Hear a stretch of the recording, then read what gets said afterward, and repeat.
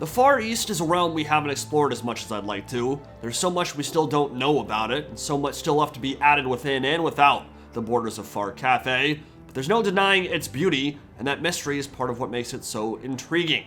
Here, at the Celestial Lake, we'll be diving headfirst into the waters of competitive multiplayer, where some of the best players in the world are trading, sweating, and unleashing Dread Saurians on custom battle maps built for the gods.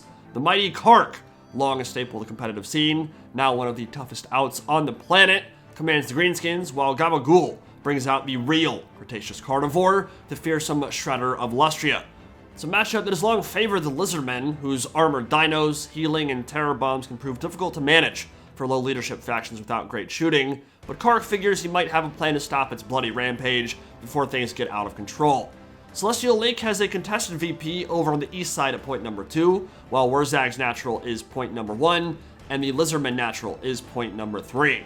The big play, obviously, is this Shredder of Lustria, one of the most destructive and expensive monsters in the entire trilogy. Always a risky investment when so much of your funds is tied up in a single unit, but it's a calculated risk backed by some solid support. The -8 leadership from Dread Aversion, combined with its natural killing power and terror, can clear an objective of chaff in seconds, which should make it a lot easier for Skinks and Saurus to storm the gaps left in its wake. Natural play here, then, is to support it with ward saves and healing, so a Lifespan with regrowth and Blood Statuette of Spite will always be in casting range. As you might expect, a lot of infantry in support. On the other side, Kark is built extremely wide, perhaps in anticipation of the Shredder, or at least some kind of armored dino. You can try to drag it through the muck, hitting it from all kinds of angles with cheap archer fire, slowly plunk away at its armor and massive HP pool. AP Wolf Rider archers, tons of air boys. His opening build has nothing expensive for the Saurian to generate value against, but of course, that will make them all the more susceptible to morale shocks. There's one secret play he's going to try and employ at the start, though. Goblin Goons are back in town looking to stab something. 2 Goblin Big Bosses on Wolves, alternating debuffs, may look to go after the Mage Priest. Now, our opening engagement will center around the contested VP at objective number 2, where the Shredder's going to do something I really like. Instead of wasting time attacking Orc Boys on the point, it will walk right past everything and head for the ridgeline.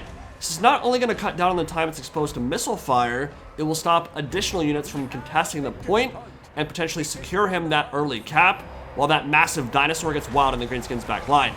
Kind of play is always dangerous. You're essentially isolating your super expensive monster, but I think Ghoul knows how far he can push it, and with a Shield of the Old Ones and regrowth in his back pocket, should be enough to keep the creature alive in the early game, even if it may not be doing a ton of killing at the moment. It's kind of bouncing between a bunch of different units, just trying to cause a little bit of havoc in the rear, but I don't think Kark's going to bite on that too much. You'll focus it down, force out some regrowths, and that's the big thing if you're the Greenskins. You want to make sure that you force out some early heals, try to get it heal capped, and then you can try and strike that killing blow. The thing with the Dread Saurian is that it is always going to be a pincushion, right? That hitbox is Gigantor. It's straight up a beacon for missile fire, but it is quite literally playing the role of distraction Carnifex right now, and Greenskins don't have the burst damage to just delete it from the game outright in the same way that the High Elves or Dwarfs could. Savage Orc Boar Boy Big Guns have reinforced in response, went right for the Dread Saurian. Fists of Gork activated on the Orc Boys currently fighting for their lives on the point, and a banishment to buy more time for the Shredder as it attempts to escape the clutches of those Boar Boy Big Guns.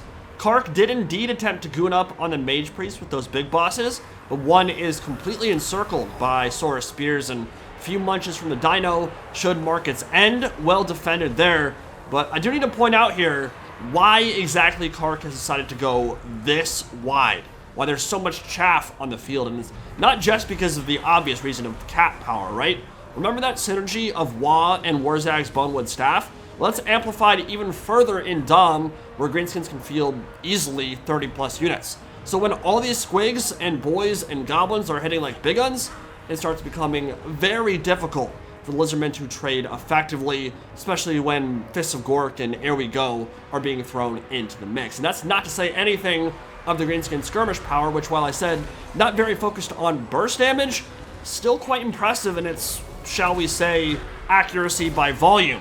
You get 4 or 5 air boys and goblin archers and wolf riders and spider skirmishers all shooting in. It gets very annoying to deal with. Same with that emphasis on physical resist. Not a lot of magic attacks on the Lizardmen roster. That's why preying on their morale can be so important. That's exactly what the Dread Saurian is doing right now. The Shredder has been awesome over the contested VP. It has already caused all kinds of chain routing for the Greenskins out on that side, and now it is pushing the ridgeline and trying to force them back off the overhang, looking over the point. If the Air Boys can't shoot into the scrum there, that's a big win for Lizardmen. Regrowth, Overcast will ensure it is topped off and ready to go. So we are now entering the second phase of battle. Players in competitive Dom typically either go heavy on the infantry or bring out the big toys in phase 1, but phase 2 is when the mobile elements come out to play, which means Fire Leech Bola Pterodons, Squig Herd, Cold Ones, Masked Boar Boys, all duking it out in the beaten zone between the two naturals. Law activating for the second time already, huge value for Kark.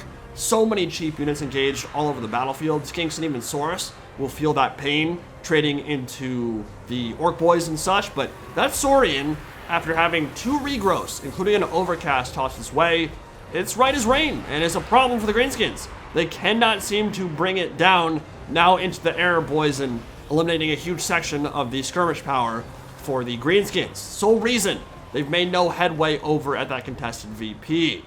Big time. There we go from Kark, plus 40 melee attack in a large area of effect.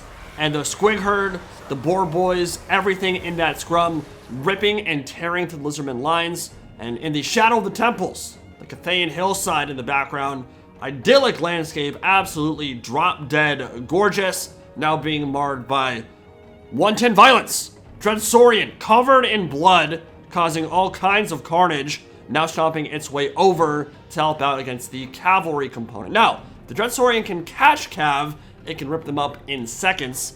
Don't expect Kark to spend too much time trying to surround it with cavalry though. He wants to stay away from that thing, kite it around, ensure that it is not on objective number 2 at that contested VP, and now that's why we're seeing the Greenskins surging there, moving back onto the ridgeline, charging downhill with Squig Herd. They might be able to make a play on that point. Squigs are an amazing domination unit. They are so cheap to field. They can quickly charge in from a reinforcement point that's far off. I mean, this map is big. The units have a ton of ground to cover. I think that's why in phase 2 we've seen so many mobile troops. Feral Cold Ones, Spear Riders coming out. Certainly, all these Spider Riders, Boar Boys, and Squigs. Both players just need to get troops in the thick of the fighting, and the Speedsters are allowing the Lizardmen and Greenskins to cover that ground and join the scrum. Third regrowth sent the way of the Shredder. That should put it close to the heal cap. Not sure we will see any more heals tossed its way. It's got to be super close now. Fully surrounded by Boar Boy Big Guns. A Cold One Spear Rider charge should overlap that engagement and immediately precipitate a rout there. They will retreat. Dread Saurian is looking okay, but it's starting to get dragged down. I mean, it's been the focus of so much missile fire this game. And that is reflected on the damage value at the top left of your screen. You can see Ghoul is at 5,500 damage value. Kark is almost 2,000 ahead. But that's a bit misleading, because the Dread Saurian is still fighting at peak effectiveness, right? So while the damage it's accrued is certainly important if you're the Greenskins, especially because you've now heal capped it, essentially, there's still the whole, there's still a dinosaur running around in your back line, terror routing and murderizing everything that gets close. So that damage value number tells you some of the story, certainly doesn't tell you the whole story. What is important for Kark right now, though, is that he has secured the 2-to-1 and has actually captured the Lizardmen natural. They'll need to respond with some Skinks and Saurus to recap that point quickly. While they do that and invest more time defending their own home turf, Greenskins can now surge on this side and secure the contested VP. So it'll be a 3-to-1 for at least a little bit here for Kark. It's 574, 285 in favor of the Lizardmen in terms of cap points, and all that time the Dread Saurian bot for the Lizardmen over near the contested has really helped them secure a large lead on the VPs. But if they lose the Dread Saurian, then their ability to push Greenskins off of these objectives is going to be taking a large hit. Regrowth at the way of the Slann Mage Priest. Try to keep him in the fight in his casting. Doesn't deal a lot of damage, but probably still has some Blood Statuettes of Spite. Really good spell, actually, to cast on the Savage Orc Boar Boy Big Guns, because it just bypasses their physical resistance entirely. Dread Saurian is in the center of everything now, and wants to dive into those Air Boys. Love this play from Ghoul comes in with the Pterodon Riders from behind, who have already had some quite impactful rock drops and Fire Leech Bola volleys into all this low armor Greenskins chaff. But with them in the rear pinning the Wolf Riders in place, who by the way were the Mogrub's Mangy Marauders, the armor piercing variants that could have dealt a lot of damage to Dread Saurian. Now the Shredder can come in from the front. They get a classic hammer and anvil off essentially, and while those Wolf Riders attempt to escape, they cannot fire into the single entity monster. That will keep it alive because a couple volleys from those Wolf Riders, I think that Dread Saurian would get perilously close to death. You can see Kark is actually pushing up his Error Boys. Kind of nasty little play the Greenskins can employ in terms of capture weight, because normally you're going to be capped out on how many infantry you can bring. You can bring Gobos, you can bring Big Guns, you can bring Black Orcs or Orc Boys, what have you. But if you add archers into the mix, suddenly they have a lot more bodies you can throw onto objectives, and it's not really coming into play right there. It may in the late game in a battle like this one that's so close. 674 to 478. Favor of VPs on the Lizardmen side. They're only slightly ahead. 2-1 in favor of Kark right now. Greenskins have their natural and the contested.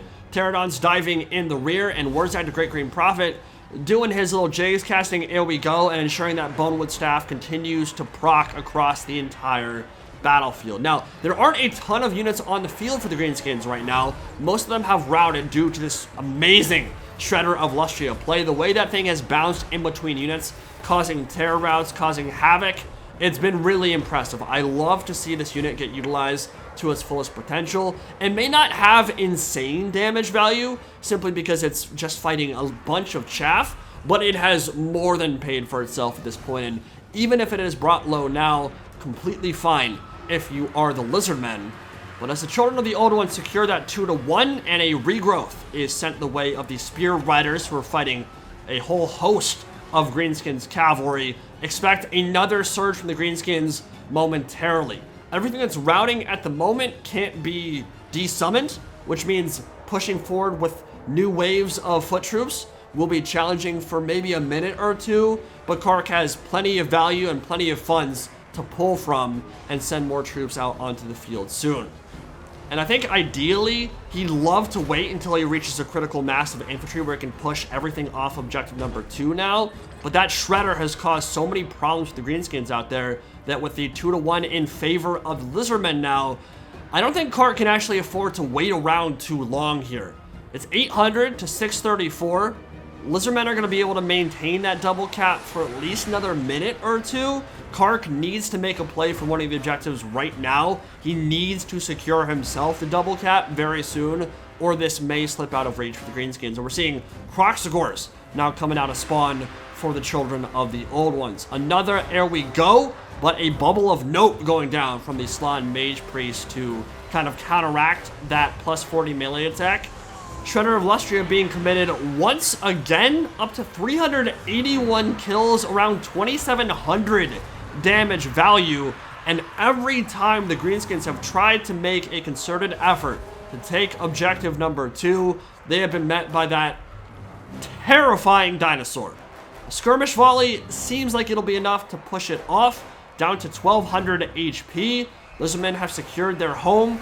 The Crocodilians saw to that.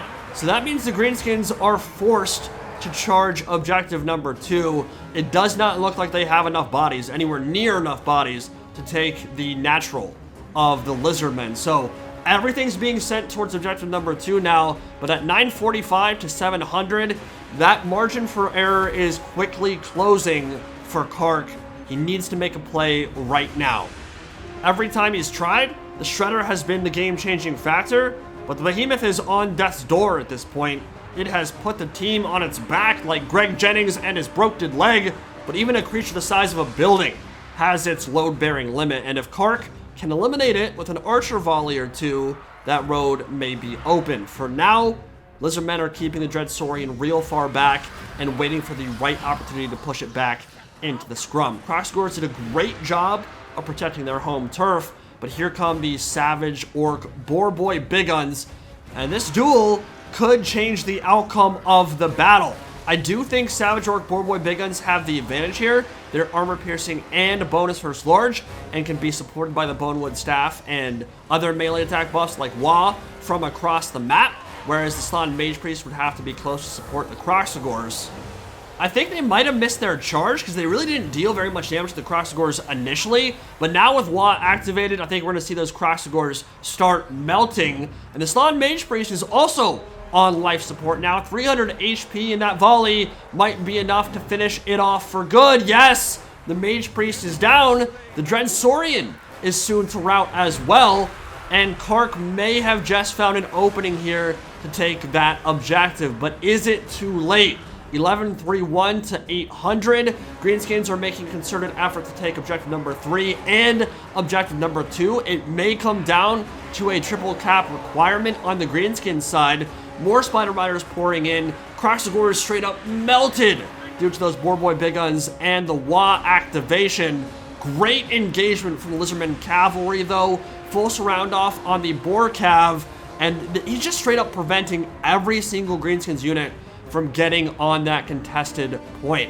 That has been really impressive, and maybe the story of the game so far. Ghouls has invested so much in ensuring the Greenskins cannot take it, but he hasn't overcommitted. He hasn't traded poorly, and a lot of the times when people are trying desperately to keep you off an objective, they're taking bad fights. In this situation, I don't think Ghouls has really taken very many bad fights at all, and I think that's reflected pretty well in the top left with essentially even value on both sides, both players at about 13,000.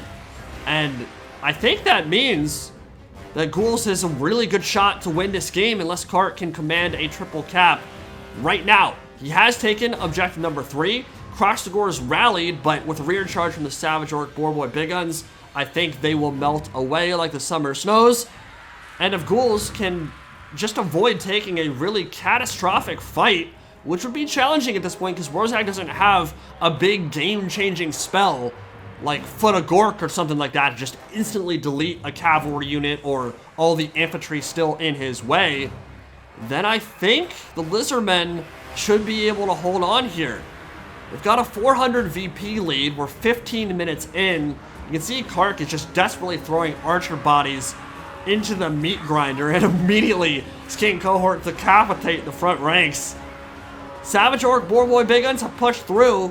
They'll be able to get the Skink Cohort off the point, and the objective is swinging in the Greenskins' favor now. But with the home base secured for Ghouls, Lizardmen have their natural. I think this one is over. Kark will make a desperate last push, but he's simply not going to get there in time. Orc Boys will receive the charge from, I would assume, some Feral Cold Ones momentarily. But yeah, 16 minutes in, this battle is over, and super well played to both players, really. I loved Kark's strat here, just going super wide, activating Wah as much as possible, combining that with the Bonewood Staff so that his Orc Boys and Squig Herd could trade really well into Saurus and Skink Cohort. Even the addition of the Savage Orc Boar Boy Big Guns, really like that. Armor piercing, bonus versus large. Of course, they're really not known for their survivability, but against Lizardmen, who are severely lacking on the magical attack component outside of Blood Statue out of Spite this game, it's hard for Lizardmen to trade into them and get rid of them when the Bonewood Staff and Wah are activating all the time. So really well constructed, thought out, and frankly sweaty build from the Greenskins, but I mean, this is a tournament game. You expect to see sweat from both players, and while you wouldn't traditionally consider the Dread Saurian to be a sweaty kind of competitive pick, I think it was honestly exactly what the Doctor ordered for the Lizardmen. And it's easy to say that, of course, after the battle is over, and we've already seen it make a huge impact for them. But that Shredder and that Dread aversion, that -8 leadership penalty, really was the difference maker in this game, and really a great counter to what Kark was trying to employ here with all that chaff. Basically, anytime Orc Boys or Air Boys got close, they were routing. And if they're routing, they cannot capture objectives, and just that initial push, walking past the Orc Boys, diving into the rear to tie up that side of the army for a good portion of time while he secured the objective, gave him the early VP he lead, and he really rode that to victory all the way through. Warzag was hilarious this game. 30 damage value, looks like 5 kills, but it didn't matter because we know what kind of impact he had on this battle. His Bonewood Staff wall activations, his There He Goes, his Fists of Gork. He was the quintessential support caster, and he was a big reason why the Orc Boys and the Savage Orc Poor Boy Big Guns performed as well as they did. So really enjoyable tournament game there. Ghouls and Kark, well played to both players. Thank you for sending that one in. And if you'd like to see some more competitive multiplayer, do let me know. We have some other ideas coming up momentarily. Plenty of great videos coming this week and beyond. And I will see you all in the next video. Any Pride, signing out for now. Have a good one, guys.